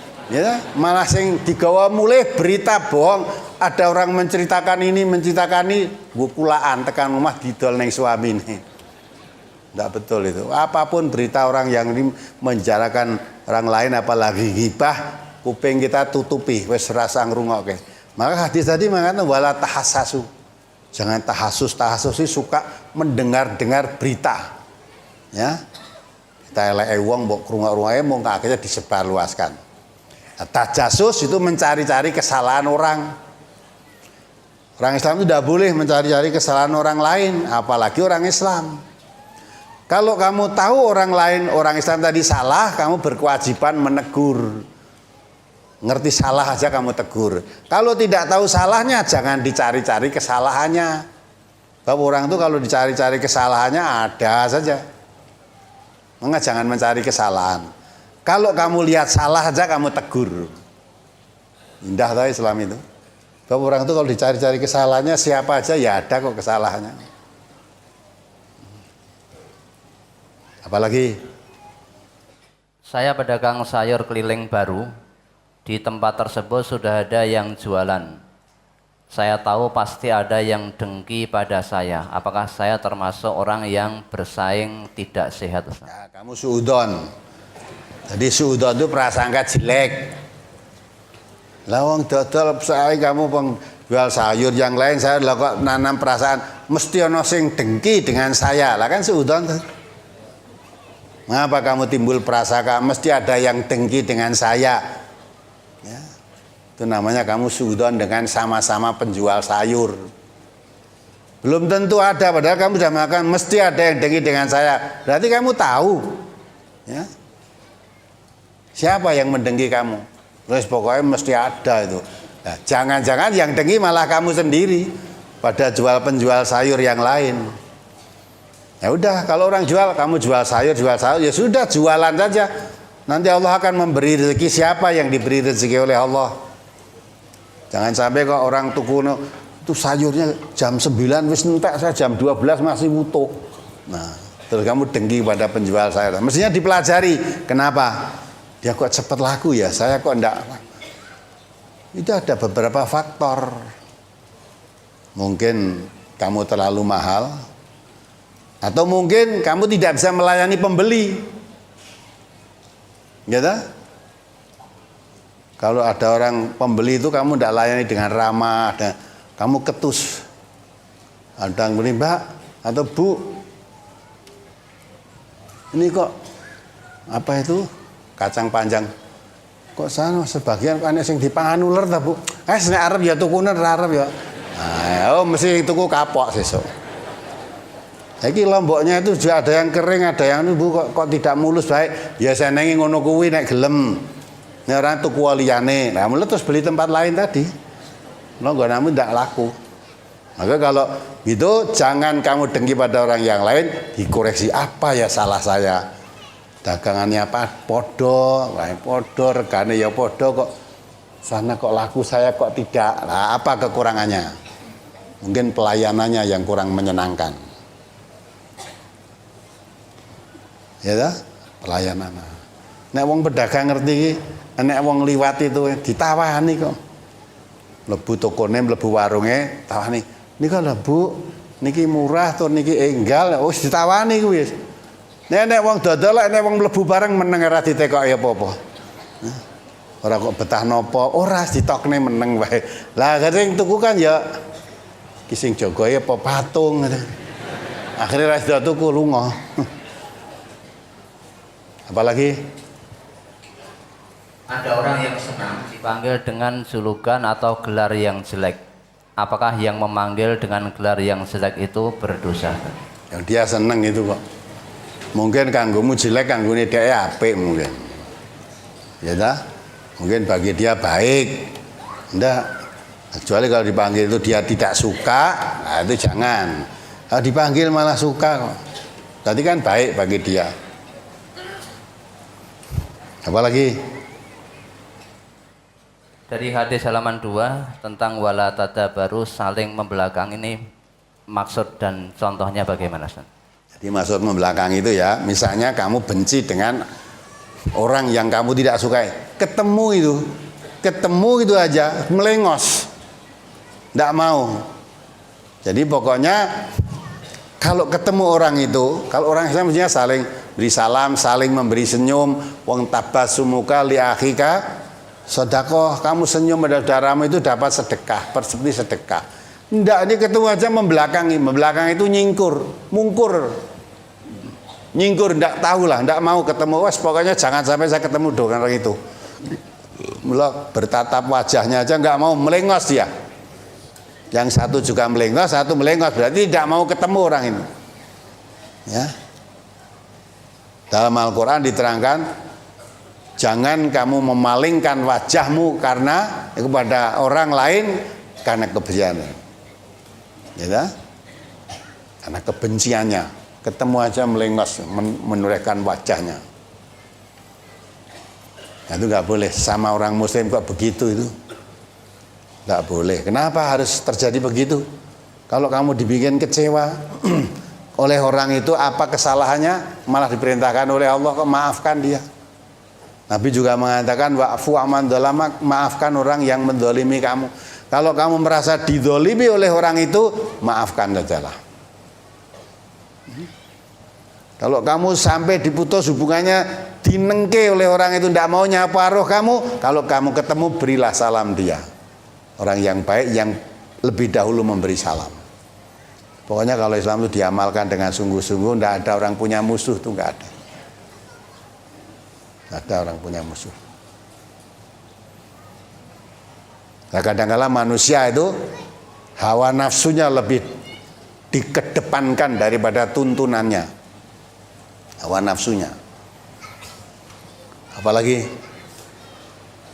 bagaimana caranya kita keluar dari lingkungan atau kumpulan orang-orang yang sedang melakukan ghibah, namimah, suudzon, tajasus dan lain-lain, Ustaz? Oh gitu, kok bingung caranya gimana, itu gimana. Ya lunga itu aja kan sudah. Mau cara lunga ninggal kayak gue, coba dibaca surat An-Nisa ayat 140 tuh, 140. Ya, dia sedang bicara kalau Quran melarang ghibah, melarang tajasus, kok ada orang ngerumpi ghibah orang, itu kan berarti mengolok-olok Al-Quran. Kalau ada orang semacam itu, kamu jangan duduk di situ, pergi itu saja. Kok tilik kira kena dikandani malah, oh saya tidak ngerasani, saya hanya ngomong apa adanya, ya sudah tinggal pergi aja. Jangan kamu duduk di situ. Baca ayatnya. Surat An-Nisa nomor surat 4 ayat 140.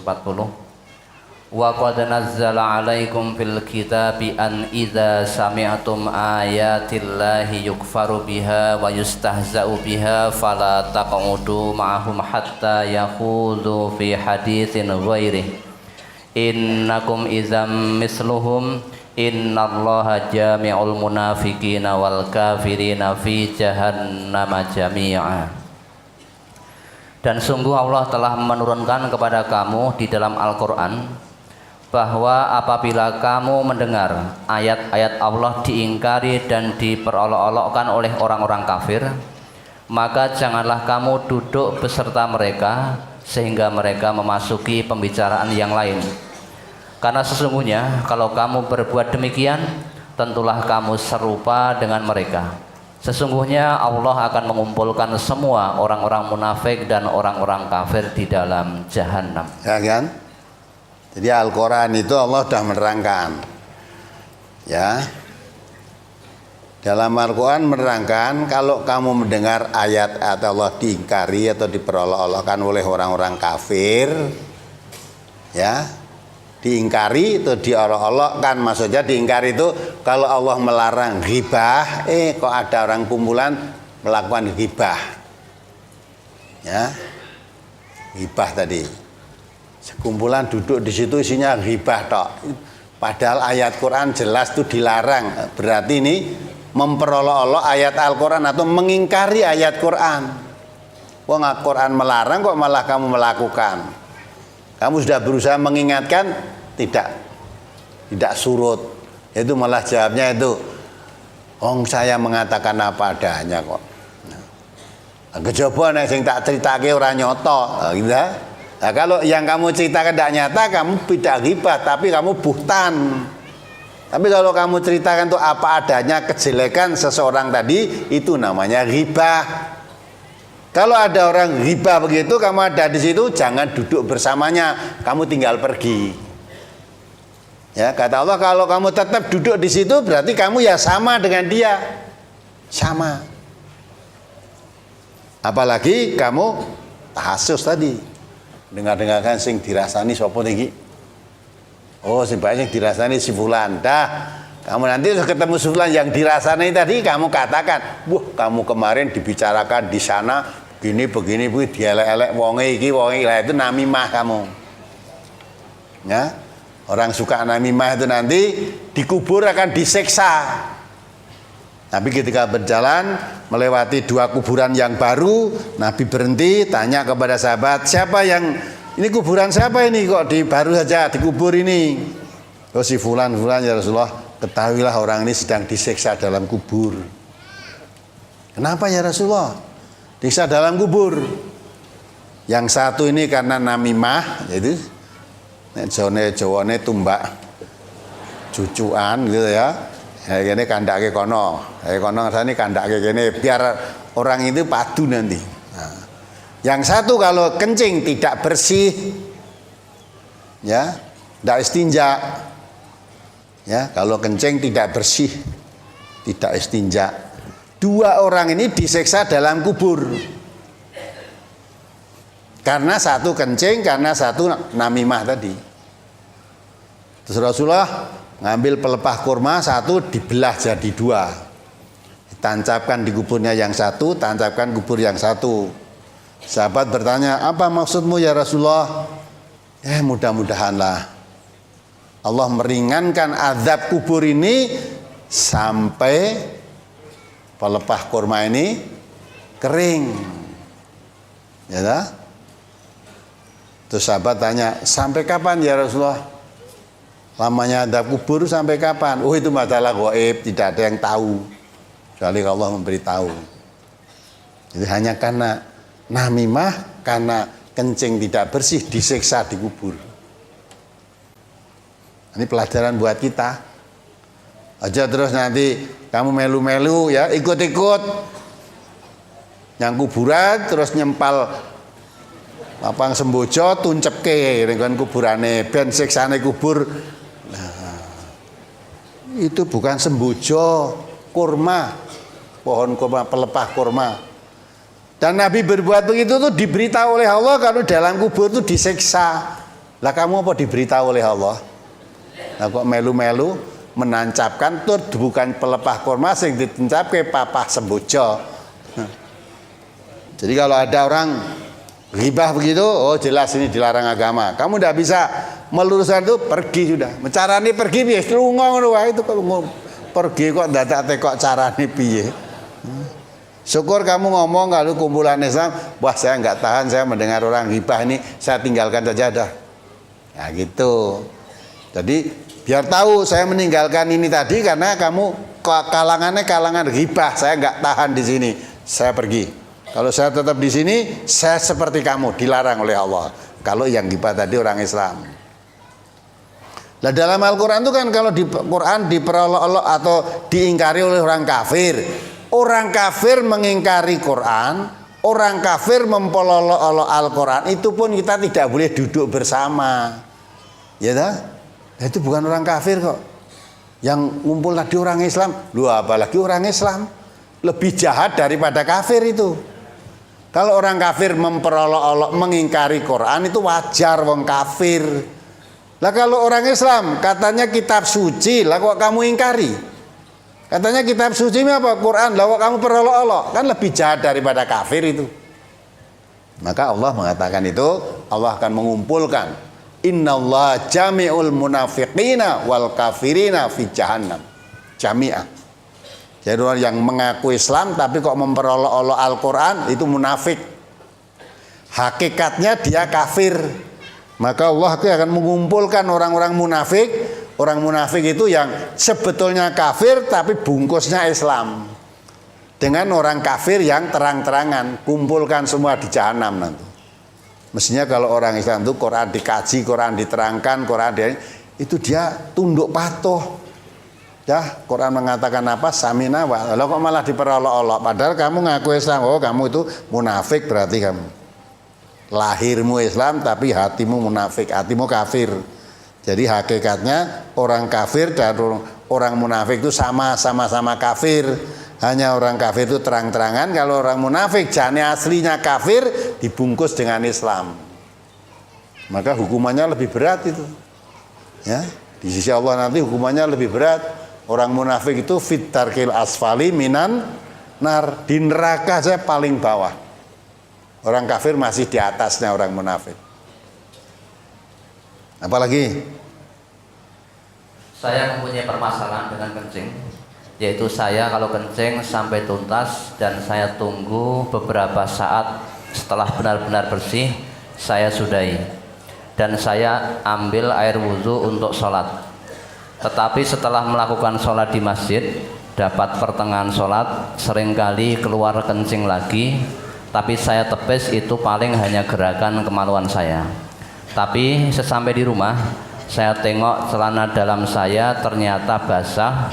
Lalu saya bersihkan kemaluan saya dan ganti celana dalam. Lalu saya mengulangi sholat lagi. Demikian hal tersebut sering terjadi pada saya. Tetapi dalam bepergian, jika terjadi demikian, maka saya cukup membersihkan kemaluan dan membersihkan celana dalam saya dan mengulangi sholat lagi. Apakah yang terjadi pada diri saya tersebut juga termasuk tidak bersih dari kencing? Apakah saya dengan hal itu akan mendapat siksa dari Allah, Ustaz? Nah, kok kamu kira oh ini hanya gerakan kemaluan saja? Lah kemaluan bergerak itu ada apa? Ya, wong bar kencing selesai bareng sholat malah gerak-gerak, mau kemana? Nah, pertanyaanmu aja, Pak. Coba baca karena gerakan kemaluan saya.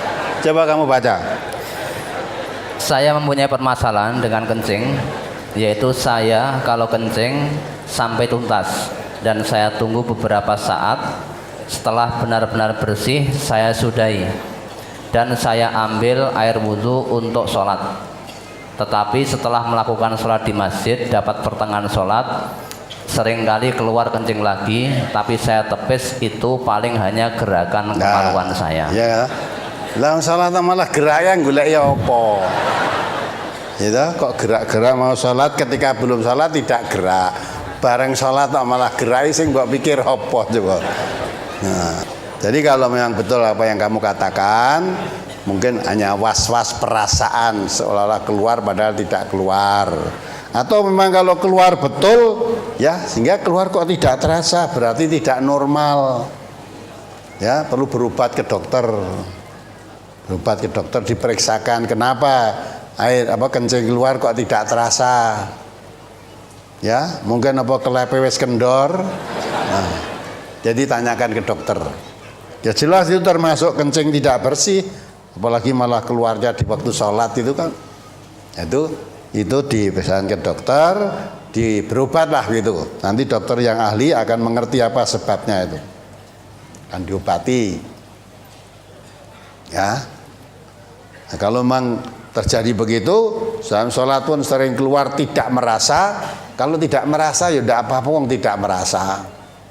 Itu namanya dalam keadaan terpaksa, tidak merasa. Tapi jangan berhenti begitu saja. Kalau tidak normal perlu diobatkan biar normal. Ya, itu kan. Jangan sampai kita tidak bersih dalam kencing saja kena adab kubur, apalagi malah kencing di waktu sholat. Ya. Apalagi Brosur halaman 7, arti hadis dari halaman 6. Di situ diriwayatkan hadis riwayat Ibnu Hibban di dalam sahihnya juz 10 halaman 244 nomor 4399. Dhaif karena dalam sanadnya ada perawi bernama Abdurrahman bin As-Samit. Yang ditanyakan di situ dijelaskan sahih, di belakangnya ada dhaif, itu mohon dijelaskan. Maka memang hadis itu begitu, ada kalanya satu sama-sama ahli hadis itu ada satu yang mendhaifkan, ada yang mengatakan itu sahih. Jadi dikatakan di situ ya disahihkan Ibnu Hibban di dalam sahihnya juz 10 halaman 244 nomor 4399. Dhaif karena dalam sanadnya ada perawi. Nah ini jadi satu hadis ada ini mandang ini sahih, ada mandang ini dhaif. Ya kan? Tetapi kalau kamu perhatikan hadis yang dikatakan dhaif ada bersamaan hadis-hadis sahih yang lain ada yang semakna dengan itu. Taruhlah kalau itu tidak usah dipakai, tapi ada hadis lain yang semakna dengan itu yang sahih. Nah, dipakai. Kalau hadis dhaif tidak usah dipakai. Tapi di samping hadis yang serupa dengan itu ternyata ada hadis yang lain yang semakna dan sahih. Nah, itu tidak usah dipakai, itu dipakai yang sahih saja. Apalagi masih di halaman 7 hadis di bawahnya itu, an Aisyah taqalat qala Rasulullah sallallahu alaihi wasallam li ashabihi tadruna arbaz zina indallah qalu Allahu wa rasuluhu a'lam qala fa inna arbaz zina indallahi istihlalu 'ardi imri'in muslimin summa qara'a walladzina yu'dzunal mu'minina wal mu'minati bighairi maktasabu faqad ihtamalu buhtana wa ismam mubina. Dari Aisyah ia berkata, Rasulullah sallallahu alaihi wasallam pernah bersabda kepada para sahabatnya, tahukah kalian sebesar-besar zina di sisi Allah? Para sahabat menjawab, Allah dan Rasulnya yang lebih mengetahui. Rasulullah sallallahu alaihi wasallam bersabda, sesungguhnya sebesar-besar zina di sisi Allah ialah menganggap halal atau menjatuhkan kehormatan orang Islam. Kemudian Rasulullah sallallahu alaihi wasallam membaca ayat walladzina yu'dzunal mu'minina wal mu'minati bighairi maktasabu faqad ihtamalu buhtanan wa ismam mubina. Quran surat Al-Ahzab ayat 58. Dan orang-orang yang menyakiti orang mukmin laki-laki dan orang mukmin perempuan tanpa kesalahan yang mereka lakukan, maka sungguh mereka telah berbuat buhtan atau kebohongan dan dosa yang nyata. Ini mohon dijelaskan yang saya kurang paham, yaitu zina dengan menjatuhkan kehormatan. Ini apa maksudnya? Jadi Rasulullah kan menjelaskan zina itu dosa besar, termasuk minal kabair, dosa besar itu zina. Tapi dalam hadis ini Rasulullah menjelaskan, tahukah kalian sebesar-besar zina di sisi Allah? Ya, zina itu sudah dosa besar. Tahu nggak kamu yang sebesar-besar, maksudnya lebih besar dosanya daripada zina, gitu kan? Apa diterangkan Rasulullah? Diterangkan di sisi Allah yang lebih besar itu menganggap halal atau menjatuhkan kehormatan orang Islam. Jadi menjatuhkan kehormatan orang Islam itu jangan dikira tidak berdosa, dosanya lebih besar daripada zina. Maka di hadis Nabi nerangkan bihasbi mri'im minasyarri ayyahqira akhul muslim. Cukup seseorang itu menjadi jahat kalau menjatuhkan kehormatan saudaranya sesama muslim. Karena orang muslim sama orang muslim itu haramun damuhu wa irduhu wa maluhu. Haram darahnya, haram kehormatannya. Maka kalau orang muslim menjatuhkan kehormatan orang muslim lainnya, bihasbimri'im minasyarri, itu cukup orang itu menjadi jahat. Ayyah kira aqul muslim, kalau orang merendahkan, menjatuhkan kehormatan saudaranya sesama muslim, jadi jahat itu. Nah, hadis ini menerangkan zina yang lebih besar itu menjatuhkan kehormatan saudaranya sesama muslim. Itu maksudnya menjatuhkan kehormatan saudaranya sesama muslim, dikatakan Nabi itu menjadi penjahat dan dosanya lebih besar daripada dosa zina. Katakan Nabi sebesar-besar zina. Padahal ini kadang-kadang kan menjadi hal biasa toh? Hal biasa. Nah, zina disingkiri, tapi menjatuhkan ya kehormatan saudaranya sesama muslim menjadi makanan harian. Sama dengan orang Islam itu kadang-kadang begitu. Makan babi itu haram, tidak mau makan babi. Tapi makan bangkai manusia makanan harian. Tidak merasa. Kapan makan bangkai manusia itu gimana? Ghibah tadi. Ya tak? Kalau babi ini haram, babi haram, tapi manusia mati halal. Padahal Allah mengatakan bahwa orang yang membicarakan aib saudara sesama muslim itu ya dikatakan oleh Allah dalam surat Al-Hujurat itu, sukakah kamu makan bangkai saudaramu yang sudah mati? Tentu saja kamu merasa jijik, gitu ya. Dibaca dalam surat Al-Hujurat itu. Surat Al-Hujurat ayat 12.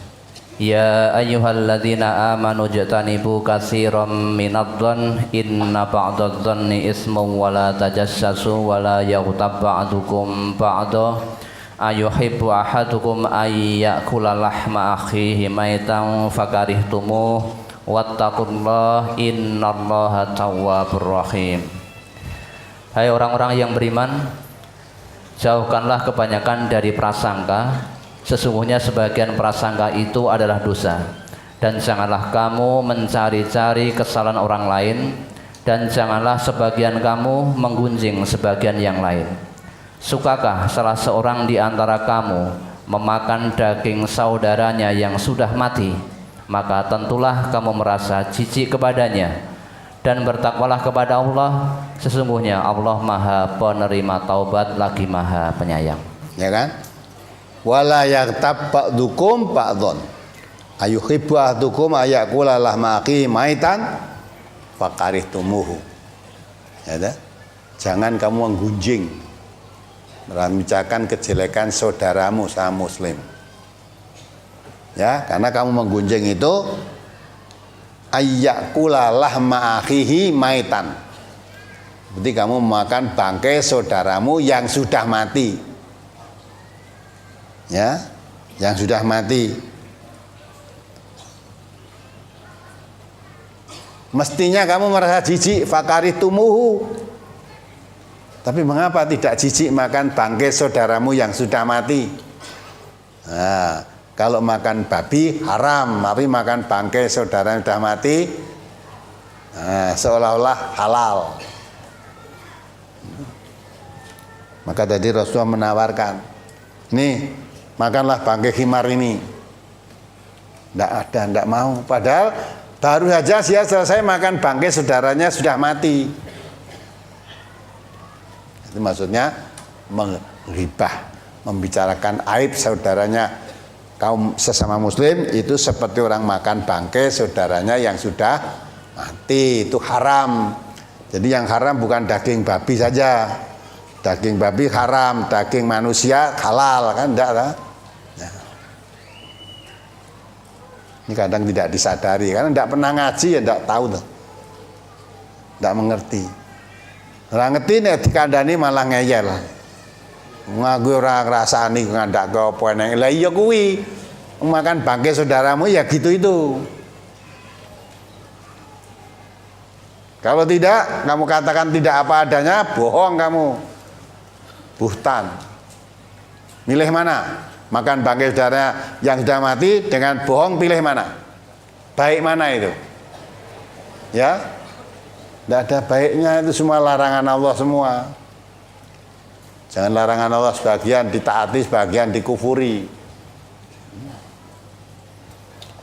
Apalagi? Brosur halaman 6, arti hadis dari Abu Hurairah, ia berkata, telah datang seorang laki-laki dari suku Aslam kepada Rasulullah Sallallahu Alaihi Wasallam, lalu dia bersaksi atas dirinya sendiri 4 kali bahwa dia berbuat zina. Ia berkata, saya mendatangi wanita secara haram. Pada yang demikian itu Rasulullah berpaling darinya sehingga dia bersaksi yang kelima kali. Apa yang dilakukan laki-laki itu apa sama dengan li'an, Ustaz? Bukan, kalau li'an itu ya bersumpah, berjanji, saya tidak akan mengumpuli istri saya. Ya, li'an itu ada batasnya 4 bulan. Kalau sudah 4 bulan, pilih apakah kamu kembali mengumpuli istrimu dengan baik atau kamu teruskan, kamu cerai. Kalau ini tidak, dia mengakui dirinya sendiri, saya telah berbuat zina dengan perempuan. Ya Rasulullah, saya sudah mendatangi perempuan melakukan sesuatu yang dilarang oleh agama. Sampai jelas tetapi, apa kamu menyetubuhinya? Iya. Akhirnya berbuat zina itu. Nah, kamu datang mengatakan kepada saya, apa maksudmu? Ya, supaya dibersihkan diri saya ini. Bersihkan. Maksudnya dihukum cara Islam. Nah, akhirnya dirajam orang itu tadi. Jadi itu tidak ada kaitannya dengan li'an. Li'an itu sumpah seorang suami tidak akan mengumpuli istrinya selama 4 bulan. Tadi tidak. Itu termasuk ilah tadi, Ustaz. Ya. Yang tidak mengumpuli tadi termasuk. Oh ya, itu ilah. Kalau li'an itu sumpah li'an. Wanita apa suami menuduh istrinya berbuat zina. Istrinya tidak mengakui, bukan tidak mengakui, memang tidak berbuat zina. Tapi suaminya tetap menuduh, istrinya tetap menolak. Nah, kalau begitu, karena tidak bisa mendatangkan saksi, ya sudah sumpah.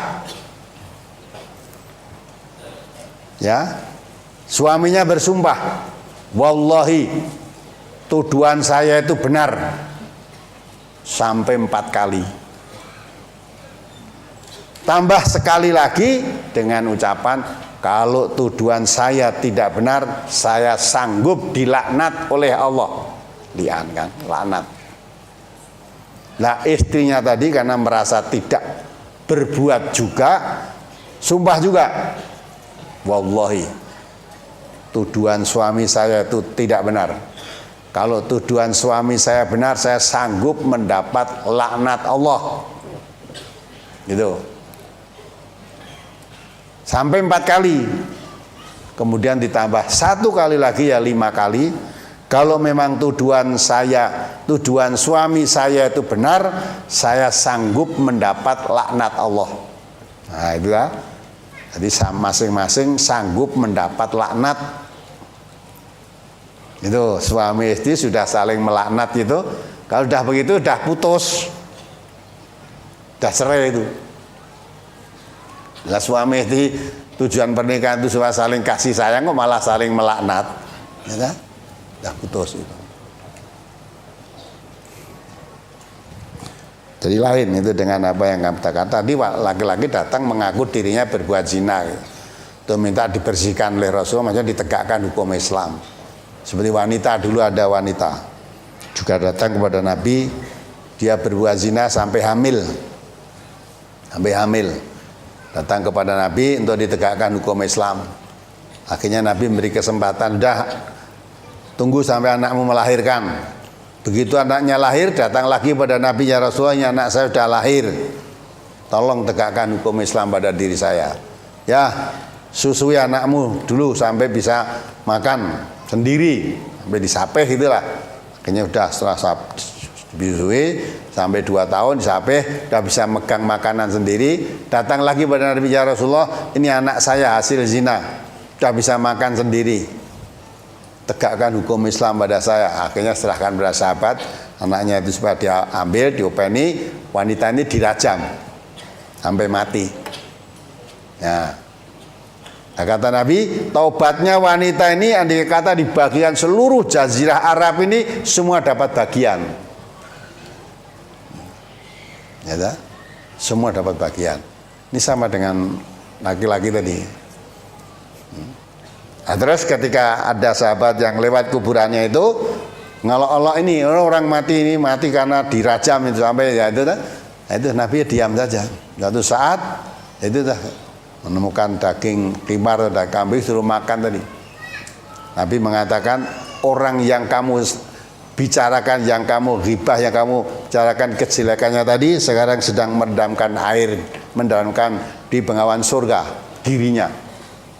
Jadi tobatnya diterima oleh Allah, dia sekarang dah rendamkan air di bengawan surga. Tapi kamu masih melihat jeleknya saja. Maka jangan sampai kita membicarakan kejelekan orang lain, apalagi sudah mati. Sudah mati kan urusan Allah.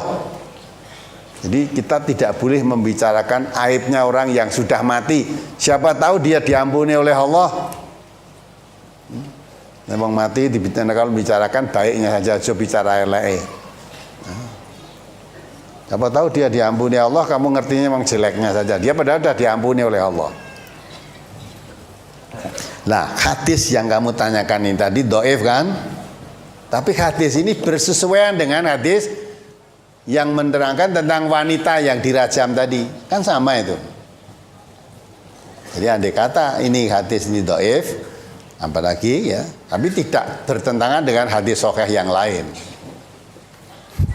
Sama. Apalagi sering saya mengarahkan anak-anak, mendidik anak-anak supaya menjadi anak yang soleh dan solihah. Tapi di waktu saya mengarahkan, saya selalu mengambil atau mencontohkan dari kelakuan dari anak-anak tetangga saya, yaitu yang laki-laki dia minum-minum, ngerokok, nongkrong di pinggir jalan sampai pagi. Dan untuk yang perempuan dia mundar-mandir pakai motor, pakaian serba ketat, apalagi pakai kerudung. Dan tujuan saya mencontohkan atau menjelaskan kelakuan dari anak tetangga kepada anak saya itu supaya biar anak-anak saya paham bahwa perilaku itu tidak baik. Apakah saya mengarahkan anak-anak dengan semacam itu tidak dibenarkan, Ustaz? Jangan mengambil contoh anak tetangga. Ya. Anak tetanggamu seperti itu, kira-kira orang lain yang seperti anak tetanggamu itu ada enggak? Ada apa tidak? Anak-anak tetanggamu misalnya suka berpakaian ketat atau lagi malah tidak berpakaian, kemana-mana pakai celana pendek, diseliwir-seliwir itu loh.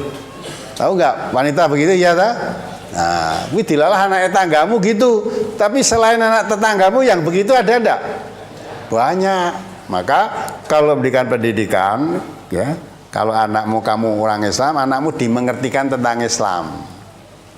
Siapa saja wanita yang tidak menutup aurat, apalagi berpakaian, tapi seperti telanjang, tidak akan mencium baunya surga. Tidak usah nuduh gulo seperti anak tetangga itu, tidak usah gitu. Ya, siapa saja anakmu kan ngerti.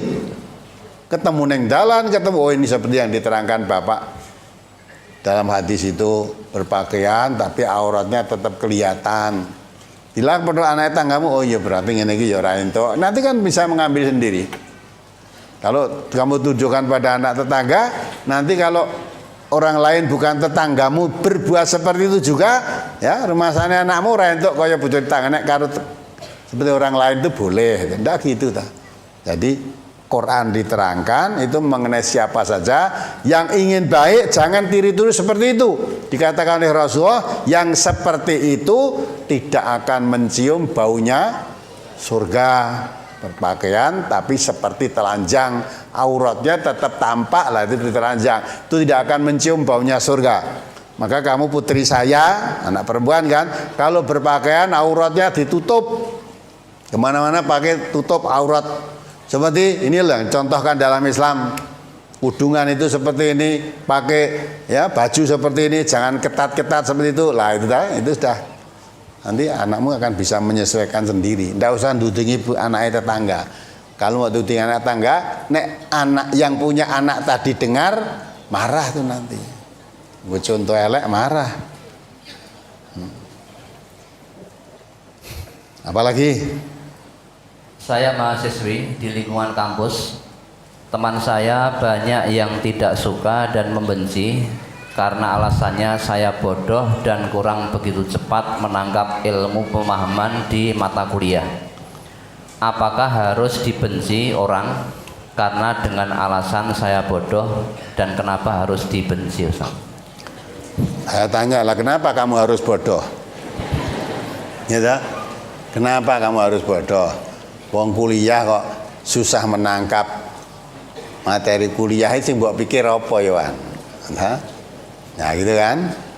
Nah mula kalau membenci orang bodoh itu ya tidak boleh, wong bodoh kok dibenci, gitu. Ya, maka kalau kamu jadi wanita muslimat, nah iso kuliah aja bodoh. Wong nganggo kudung iki kuliah pinter, wah selalu dapat ranking gitu loh. Apalagi nanti ujiannya dapat cum laude. Nah itu wah wong Islami pinter-pinter aja, wong Islam bodoh-bodoh itu ya apik nek jiplak tok. Nah itu kan. Jadi kamu memalukan umat Islam harusnya.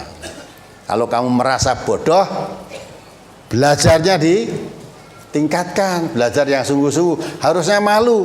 Masa orang-orang yang tidak muslim, orang kafir aja pinter-pinter, aku orang Islam malah bodoh piye, gitu kan? Nah, harusnya meningkatkan dirinya. Perkara orang yang membenci itu dosa, orang membenci orang, tapi jangan kamu hanya berhenti memikir orang yang membenci, dosanya ditanggung dia sendiri.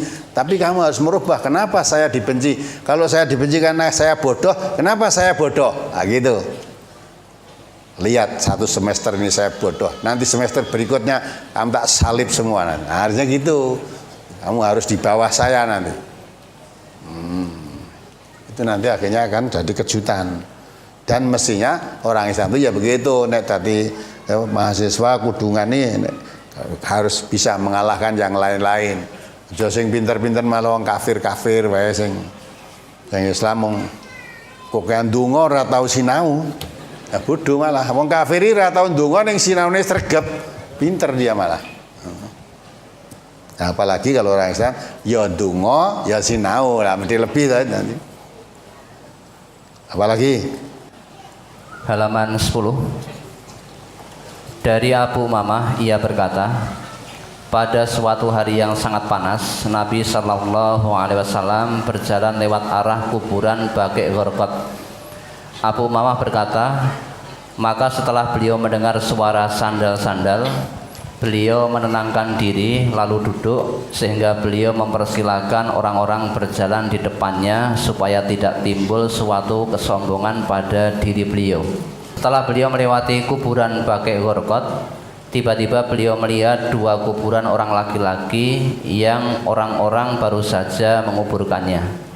Lalu Nabi Shallallahu Alaihi Wasallam berhenti dan bertanya, siapa yang telah kalian kubur di sini pada hari ini? Mereka menjawab, ya Nabi Allah, si fulan dan si fulan. Beliau bersabda, sesungguhnya keduanya sekarang ini sedang mendapat siksa dan fitnah kubur. Para sahabat bertanya, ya Rasulullah, apa sebabnya? Nabi Shallallahu Alaihi Wasallam menjawab, adapun salah satu dari keduanya dia tidak bersih dari kencing, adapun yang lain dia dahulu kesana kemari berbuat namimah. Kemudian Nabi Shallallahu Alaihi Wasallam mengambil pelepah kurma yang masih basah, lalu membelahnya dan menancapkannya pada kedua kubur itu.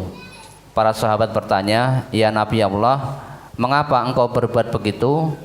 Beliau Shallallahu Alaihi Wasallam menjawab, supaya diringankan siksa dari keduanya. Mereka bertanya, "Ya Nabi Allah, sampai kapan Allah menyiksa mereka berdua?" Nabi Shallallahu Alaihi Wasallam menjawab, "Itu hal yang gaib, tidak ada yang mengetahuinya kecuali Allah. Dan seandainya hati kalian tidak keluh kesah dan kalian tidak banyak bicara, sesungguhnya kalian pasti bisa mendengar apa yang aku dengar." Dari arti hadis ini yang ditanyakan, yang pertama tentang kuburan Baqi' Gharqad itu tempatnya di mana. Kemudian yang kedua pada kalimat yang terakhir, dan seandainya hati kalian tidak keluh kesah dan kalian tidak banyak bicara, sesungguhnya kalian pasti bisa mendengar apa yang aku dengar. Ini mohon dijelaskan. Yang bener loyo ngono lho. Nanti kalau kamu ibadah haji nanti akan tahu. Di sana ditunjukkan kuburan Baqi'. Nah, di sana ibadah haji ditunjukkan. Ya, di sana kuburan Baqi' itu orang-orang yang mati umumnya dikubur di situ juga. Di haji. Jadi apa itu? Kalau kamu tidak suka berkeluh kesah, kamu tidak banyak bicara, kamu akan mendengar apa yang aku dengar. Itu nasihat kan? Jadi Nabi tadi menjelaskan mendengar orang ini disiksa di dalam kubur. Dan Nabi memberi pendidikan kepada umatnya.